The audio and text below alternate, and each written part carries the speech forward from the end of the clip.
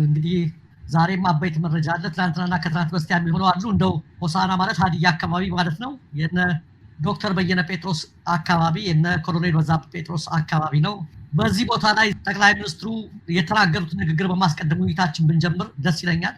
እጅግ አደገኛ ንግግር ተናግረዋል። አጠቃላይ ያለውን እስኪ በሱ ጀምርና ወደ ሌሎች መረጃዎች እንሄዳለን። እንግዲህ የኢትዮጵያ መሪ የተባሉት ሰውዬ ጠቅላይ ሚኒስትር አብይ አህመድ ናቸው። ዛሬ ሰሞኑን ጋብ አድርገውት የነበረውን ፉከራ አንድ አዲስ ተነስቶባቸው በዚህ በብሔር ብሔረሰቦች ቀን ከዚህም ቀጥለው የተናገሩት አንድ ንግግር አለ። እኛ የኮሎኔል በዛብህ ልጆች እሱ በዛብህ የጀመረውን እንጨርሰዋለን ብለዋል። ገብቶኛል ምን ለማለት እንደፈለጉ። የሄዱት ቅስቀሳ ሊያደርጉ ነው፣ ወታደር ለመመልመል ነው። ግልጽ ነበር ከንግግራቸው። ብዙዎች ሲናገሩት ወጣቱን ለማነሳሳት ለመቀስቀስ፣ ለምን ወታደሩ እያለቀ ስለሆነ ማለት ነው። እዚህ ላይ ግን ለመናገር የፈለኩት አማካሪ አለ ይላሉ እኚህ ሰውዬ። እሳቸውም በእድሜያቸው አያንሱ። ምንድነው ነውር በአደባባይ የሚነገርና የማይነገር የሚለውን ነገር ሊለዩት አልቻሉም። በጣም አደገኛ ንግግር ነው። ይህን ንግግራቸውን ከሁለትና ከሶስት አኳያ ነው የማየው። የመጀመሪያው ከኢትዮጵያዊ ኖርም እሴት፣ አነጋገር፣ ከጨዋነት አኳያ አንድ የሀገር መሪ ነኝ ቢል ቢፎክር እንኳን የኢትዮጵያን ጥላቶች እንደ ትቢያ እናራግፋቸዋለን፣ እንደ ዱቄት እናራግፋቸዋለን፣ እንደ ጤዛ እናራግፋቸዋለን፣ እንደ አቧራ እናራግፋቸዋለን እያለ ብዙ አማርኛ ባለበት ሁኔታ ላይ እንደ ቅማል እናራግፋቸዋለን። ብዙዎች በአብይ ዕድሜ መቼም ያሉ ሰዎች በልጅነት ሊሆን ይችላል ነገር ኢትዮጵያዎች ድሃዎች ናቸው ምናምን፣ ግን ቢያሁኑ ትውልድ ቢያንስ ቅማልን ረስቶ ባይረሳም እንኳን ጸያፍ አነጋገር ነው። በመሪ ደረጃ በአደባባይ ስንት አማርኛ ባለበት ሁኔታ ላይ አላቅም ከባክግራውንዳቸው ከምናቸው ተነስተው ሊሆን ይችላል ይሄን ነገር የሚያደርጉት፣ ግን እጅግ ጸያፍ ነውር ነው። በሳቸው አፍ ቀፎኛል። መሪዎቻቸው አማካሪ ያሏቸው አይነግሯቸውም። ምናልባት በዚህ ነውር ሊያጨበጭቡላቸው ነው የሚችሉት። እኛ እንንገራቸው። በጣም የሚቀፍ በህዝብ መድረክ የማይነገር ያውን በመሪ ደረጃ የማይነገር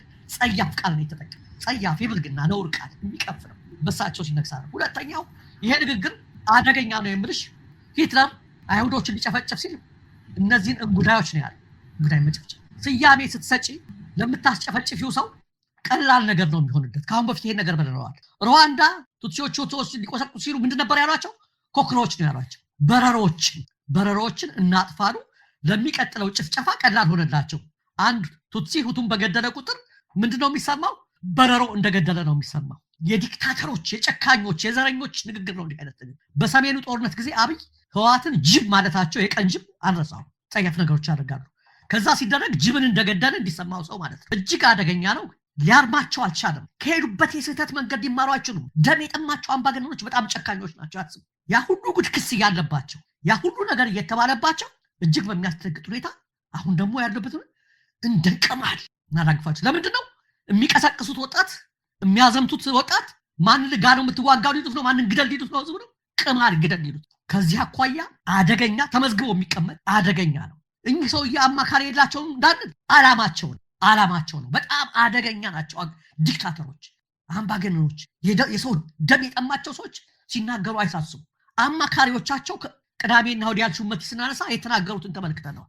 ኢህአፓ በዲያፍሪክ ሆቴል የጠራው ስብሰባ መታገዱን አስመልክቶ መግለጫ ወጣ። ምርጫ ደርሷል እየተባለ በዲያፍሪክ ሆቴል የጠራውን ስብሰባ ማድረግ አትችልም ተባለ። ታዬ ደንደአ ይሄን ነገር ቢፈታ ህዝብ ድጋፍ ስላለው አመጽ ያስነሳል ተብሎ የ7 ዓመት እስራት ተፈረደበት። ኢህአፓ ምንም እኮ አላለም። ታገድኩ ነው ያለው። ምህዳሩ ብሏል ሲል አማካሪያቸው ያለው ሁላችሁም ሰምታችሁ። በኢትዮጵያ በቀይ ሽብር ለተፈጸሙ ወንጀሎች ሂሳብ ተወራርዷል። ሙዚየም ተሰርቶላቸዋል።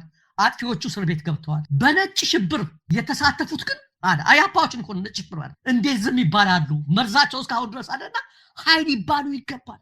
እነ ምስጥረ ስላሴ የኢህአፓ ማለት ነው በጣም ወጣት ልጆች እነ መጋቢ ሐዲስ እነ መጋቢ ብሉይ አብርሃም ሃይማኖት በጣም ወጣት የነ ዳንኤል ልጅ የሚሆኑ ማለት ነው፣ ወይም ልጅ የሚሆኑ ማለት ነው። አብይ በዛ በኩል የቂም ነገርን ሽረንኛ እርቅና ሰላም እናመጣለን ሲል ምን እያለ ነው? እነ የድሮውን ጎትቶ አምጥቶ ነጭ ሽብር ይፋፋም እያለ ነው። ስለዚህ ከእንደዚህ አይነት አማካሪዎች ምንም አንጠብቅም። ኢህአፓዎች ከሰሱ ያለ ነው። የልጅ ልጆች የሚሆኗቸው ህፃኖች ምንም ነገር ባላደረጉት በማያውቁት ታሪክ በአዲስ መልክ ታድሰው በህጋዊ መንገድ የሚንቀሳቀሱ ናቸው። አዳራሽ በመከልከላቸው ብዙ ወረዳ ውስጥ የሉም። ታውቃላችሁ፣ ኢትዮጵያ ውስጥ በፖለቲካ መደራጀት አይደለም ዛሬ የአገዛዙ ባለስልጣናት ከአንድ ቦታ ወደ አንድ ቦታ በነፃነት አይሄዱ። ምህዳሩ ጠቡ። በጦርነት ሀገር ተቀጣጥሯል። በዚህ ሁኔታ ውስጥ እንግዲህ የአዲስ አበባ ላይ ነው ትንሽ የሚንቀሳቀሱት። ይችም ከብዷቸው ይችም መሸከም አቅቷቸው ነጭ ሽብር ይፋፋምባቸው የሚሉ አማካሪዎች ናቸው። ሁሉም ናዚ ነው ልላችሁ፣ ሁሉም ፋሽስት ነው። እዛ ያለው አደገኛ ነው። እዛ አካባቢ ያለው ጨካኝ ነው። ለዚህ ነው ዛሬ ደግሞ ቅማል እናራግፋለን በማለት የሰው ልጆችን ቅማል ብሎ የመናገር ጸያፍ ነውረኛ አደገኛ ንግግር የሰማ ነው።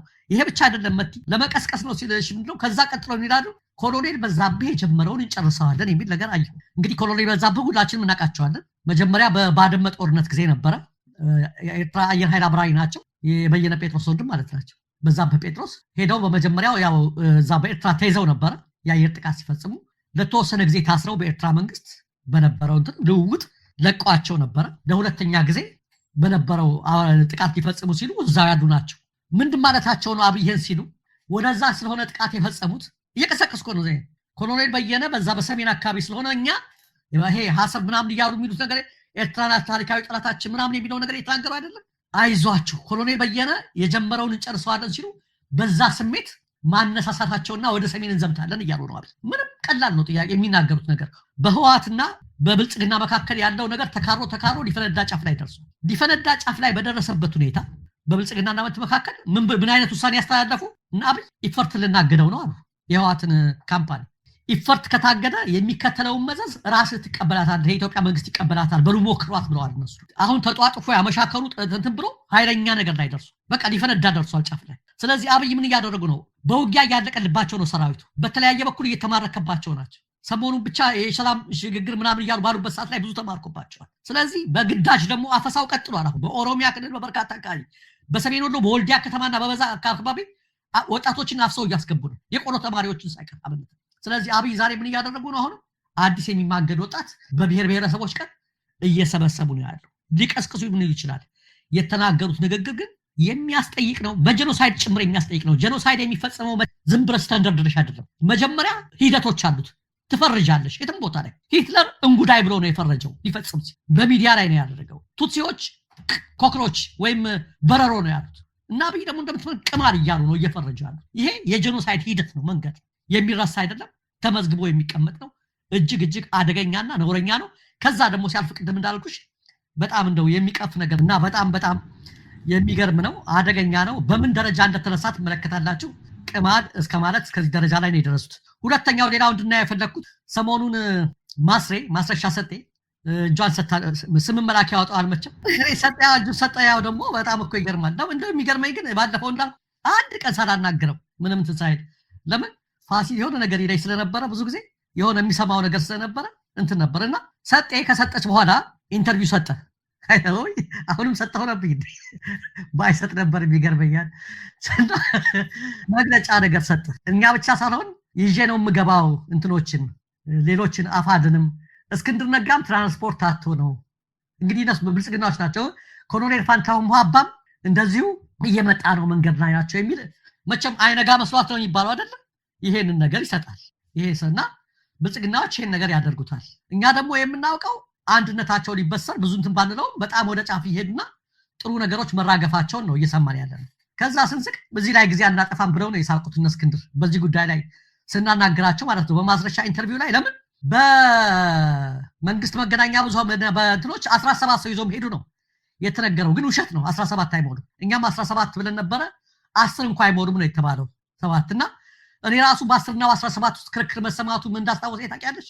አንዴ ኢትዮጵያ በትቤት ጊዜ መኮንን ማን ነው የሚባሉት የሆነ የኢኮኖሚና ልማትና ትብብር ሚኒስቴር ዶክተር ሙላቱ ተሾመ አንድ ወቅት ፕሬዝዳንት የነበሩት የሆነ የአገራዊ ስብሰባ ላይ ስለ ኢኮኖሚ እድገት ስለ ሀገር ሲነሳ አንዱ ዛ ፔፐር ከሚያቀርበው በአሁኑ ሰዓት ላይ አገራችን በኢኮኖሚ እድገቷ እኮ በመጨረሻዎች ደረጃ ነው የምትገኘው ብሎ ተናገረ። ካስታወሽ ይሄን አባባል ሲሰለቅ ነበር ሲል በቅርቡ ሙላቱ ተሾመንት ነበሩ ያን ኢኮኖሚ ልማትና ትብብር ሚኒስትር ነበሩ እና ፔፐር አቅራቢው ላይ ማስተካከያ አለን አሉ።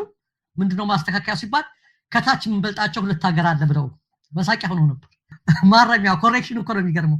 ከታች የምንበልጣቸው ሁለት ሀገሮች ስላሉ ይስተካከል ፔፐር አቅራቢው መጨረሻ ናት ኢትዮጵያ ብለዋል የሚል ነገርና አሁንም 17 ነው ሲሉ 17 ራሱ ምንም ማለት አይደለም ግን 17ም ይዟል ሄደ። እሱና መስፍን ከፈለኝ የተወሰኑ ሰዎች ናቸው እንደውም የስጋ ዘመድ ያላቸው ነው የተወሰኑ ሰዎች የራሱ ነው ይዘው ሄደው እና ከዛም የስጋ ዘመዱ አረጋ ጋር የተጨባበጠ አይሆንም ይሄ የሚታሰብ አይደለም ብለው ሳቁ፣ ቀለዱ፣ ወደ ስራቸው ገቡ እነሱ እንደም ዛሬ እንተናቸው። ከዛ የተጠየቁት ሁለተኛ ማን ነበሩ? ኮሎኔል ፋንታሁን ሙሃባ ናቸው። እሳቸው ደግሞ ሊትራሊ ቃል በቃል ነው ምላሽ የሰጡት። ቃል በቃል ትናንትና 2 ጊዜ ማርኬ ራሴ አስታጥቄው ያላለማመድኩት ለብርሃኑ ጁላ ነው ወይ እጄን የምሰጠው የሚይዝ እጅ እንጂ የሚያዝ እጅ የለኝም ነው ያሉት። አይሆንም አይደረግም ነው ያሉት። የሚታሰብ አይደለም ብለው ይሄን ነገር አመጡት። አሁን ይመጣሉ ብለው አንድ ቀን ሁለት ቀን ሲያራግቡ ነበሩ እና አሚኮም ሆኑ ሌሎቹ እዛ አካባቢ ማሰሻል ቢያዩ አሉ በዚህኛው መግቢያ በኩል ቢያዩ በዛኛው መንገድ ቢያዩ በዚህኛው መንገድ የሚመጣ ነገር የለም ማለት የሚመጣ ነገር የለም እና ሰልፍ ሁሉ ለማዘጋጀት ታስቦ ነበር። ይደረግ አይደረግ አይታወቅም። የተወሰኑ ሚኒሻዎችን ሰጥቶት አገዛዙ ለማስረሻ ያው አብረው ገቡ። ስለ ሰላም የሚባል ሰላማዊ ሰልፍ እናደርጋለን ተብሎ ምን ላይ እንደደረሰ አሁን ባላውቅም የዛ ሁሉ ድራማ ተጀምሮ ነበር። የሆነ ሆኖ ምንድነው የቀረው? እነ ማስረሻ ሰጤ ምንም ነገር ያተረፈው ነገር የለም። አይተሽ ከሆነ እንኳን ማስረሻ ሰጤ እነ ጃልሰኝ የዛሬ ዓመት ሲገቡ ብዙ ኃይል ይዘው ነው የገቡት። በሰልፍ ነው የገቡት። አይተሽ ከሆነ እንደውም እየተኮሱ ጥይት ወደ ላይ ነበር። ዛሬ በዚያ ዘርፍ የገቡት ጃልሰኝ ምን እየሆኑ ነው? መሰረት ሚዲያ ላይ አንበሹ ከሆነ እየታሰሩ እየታፈሱ መቋቋሚያ ሁሉ ተሰጥቷቸው ወደ ጊዜው ለእያንዳንዳቸው 250 ሺህ ብር ምናምን ተሰጥቶም ተብሎ ነበር። ዛሬ እየታፈሱ ከያለበት ለምን እዛ የለመደው ነገር አለ። ያንተን እዚህ ጋር ሲመጣ የሆነ ቃል የተገባላቸው የውሸት ነገር አለ አሁን እንደሚያደርጓቸው ያ ነገር ሲቀር ማለታቸው አይቀር አለዋታም። እንኳን ማስረሻ በጠፊ ብለው ነው የሚያባረሩት። አንድ የመምሪያ ኃላፊ ነው ተመልከች። ማስረሻ ያንድ የመምሪያ ነው እንጂ ሆነ የትልቅ ኮንትራ ኃላፊ አይደለም። ተመልከች ሊሰራ የታሰበውን ድራማ ባለቀ ሰዓት ላይ እነ ጃልሰኝ እጅ ሲሰጡ ብዛት ያላቸው ኃይል ሆኖ ማን ጋር ነበር የተፈራረሙ? አዲስ ጋር ፊልድ ማርሻሉ ምናምን ሆኖ እዛ አካባቢ ማስሬ ብቻዋን በመጣችበት ጊዜ የአፍሪካ ህብረትን አመጣ፣ ኢጋድን አመጣ። ምን ያህል የፋኖ ነገር እንዳስጨነቃቸው የምትመለከቸው። ቢያንስ የአፍሪካ ህብረትና ኢጋድ እንኳን መሄድ የነበረባቸው የት ነበረ? ብዛት ያለው ኃይል ለጃልሰኝ ጋር መሄድ ነበረባቸው ብዙ ስለነበሩ። እጅ የሰጠችው ጋር ማንም የሌለው ማስረሻ ጋር ማንም የመጣ እኮ የለም። አይተሽ ከሆነ በፊርማ እንኳን ስነ ስርዓት ያቺ አብራው ስትመጣ እንኳን የነበረችው አቺ ፈንጃ ነፍናፊናት የተባለችው ውሻ መንገድ ላይ ሙታለች። እሷ እንኳን ተገኘች። እሱ እንኳን በሌለችበት ሁኔታ ላይ የአፍሪካ ህብረትና ኢጋድ ተወካይ ተብለው ምን ያህል እንደተጨነቁ ፕሮፓጋንዳ ለመስራት እንደተጨነቁ የምታየው ማለት ነው። ለነ ጃልሰኝ እንኳን ወስዳቸውን ይሄን አደረጉ። ዶሮን ሲያታድሏት ውሃ የሚሞቀሽ ለሻወር ነው አሏት የሚባል ያራዳዎች አባባል አለ። ማስሬ እንደዚህ ብለው አሟሟቋት። አንድ እንትን አደረጉለት። አለቀ። ነገ ጧት የምንሰማው ነገር አለ።